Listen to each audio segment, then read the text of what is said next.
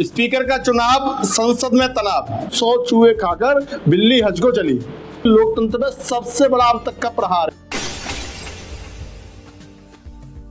जी हाँ दोस्तों, इस समय संसद में, हमारे देश की जो नई संसद है उसमें घमासान मचा हुआ है। और वो जो घमासान है वो अध्यक्ष पद को लेकर के, जो लोकसभा स्पीकर है उस पद को लेकर के बना हुआ है। भारतीय जनता पार्टी जो एनडीए की सरकार बनी है, उस सरकार ने अपने अध्यक्ष के लिए जो प्रत्याशी है उनका नाम तय कर दिया है, ओम बिरला का। अब वहीं दूसरी तरफ विपक्ष ने, जो इंडिया गठबंधन है, उन्होंने भी अपने प्रत्याशी उतार दिया है। अब इसी बात को लेकर साफ संसद में जबरदस्त घमासान मचा हुआ है। लोगों का कहना है, विपक्ष का आरोप है कि पुराने तरह से पुरानी जो परंपराएं रही हैं, उन परंपराओं को भारतीय जनता पार्टी तोड़ रही है। अध्यक्ष का पद अगर भाजपा के पास है तो उपाध्यक्ष का पद है वो उनके पास होना चाहिए, विपक्षी गठबंधन के पास होना चाहिए। तो ऐसी स्थितियां आखिर क्यों आ रही हैं? अब संसद में दो स्थिति चल रही है, साथियों आप लोग देख रहे होंगे। तो अब दो तरफ सोशल मीडिया पे लगातार चल रहे, एक तरफ सेंगोल वाले आप समझ सकते हैं, प्रधानमंत्री नरेंद्र मोदी ने जब नई संसद का निर्माण हुआ तो उन्होंने सेंगोल की स्थापना करी। एक तरफ सेंगोल वाले, दूसरी तरफ संविधान वाले। तो सेंगोल वाले वर्सेस संविधान वाले, ये लड़ाई संसद में इस समय चल रही है। वही एक और जो फैक्ट है, मैं आपको जो फैक्ट बता देता हूं, 80 से ज्यादा बार कांग्रेस के बारे में जो लोग कह रहे हैं, आरोप लगा रहे हैं कि 80 से ज्यादा बार संविधान बदलने वाले, देश को आपातकाल के दलदल में धकेलने वाले जब संविधान बचाओ की दुहाई देते हैं तो ऐसा ही लगता है जैसे 100 चूहे खाकर बिल्ली हज को चली।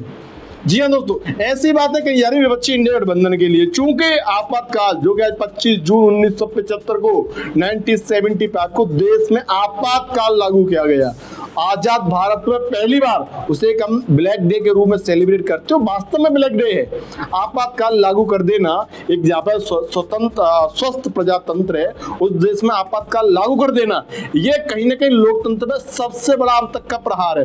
वही लोग आज संसद में जब देश के सांसद शपथ ले रहे हैं, देश का प्रधानमंत्री शपथ ले रहा है, उस समय संविधान की प्रतियां दिखा करके संविधान बचाओ के नारे लगा रहे हैं। वो अपने इतिहास की तरफ क्यों नहीं जाकर के देखते हैं? उन लोगों से भी हम पूछना चाहते हैं, उनके प्रति भी सवाल खड़ा होता है। इसीलिए कहा जा रहा है कि आपने 80 से ज्यादा संविधान में बदलाव किए, आपकी सरकार ने देश में आपातकाल लगाया और आज आप बात कर रहे हो संविधान बचाने की। तो ये बातें कितनी, आप समझो, जनता को आप किस रूप में गुमराह कर रहे हैं। कहीं ना कहीं इन बातों से सीखने की, सबक लेने की आवश्यकता है। हमारे देश की जो भोली वाली जनता है, उस जनता ने चुनाव के माध्यम से आपको, आपके जो मुद्दों पर सहमति के आधार पर आपको मत दिया।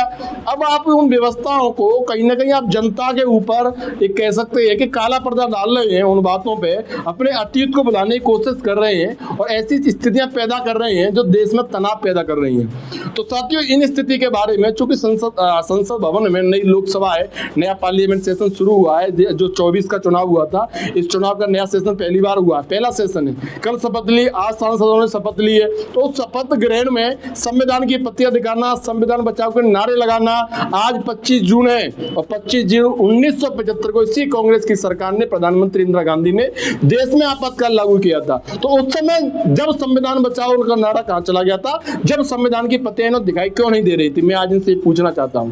तो इसके बारे में साथी आपका क्या कहना है? विपक्ष एक तरफ संविधान बचाओ के नारे लगा रहा है, दूसरी तरफ सत्ता पक्ष का कहना, प्रधानमंत्री नरेंद्र मोदी ने कल भी अपने भाषण में देश में आपातकाल से जो कह सकते हैं कि जघन्य और एक भीषण जो प्रहार लोकतंत्र पर कभी नहीं हुआ जब देश में इमरजेंसी लागू करी गई थी। तो साथियों, आपका इस बारे में क्या कहना है? एक बार अपनी हमें कमेंट करके जरूर बताएं। धन्यवाद।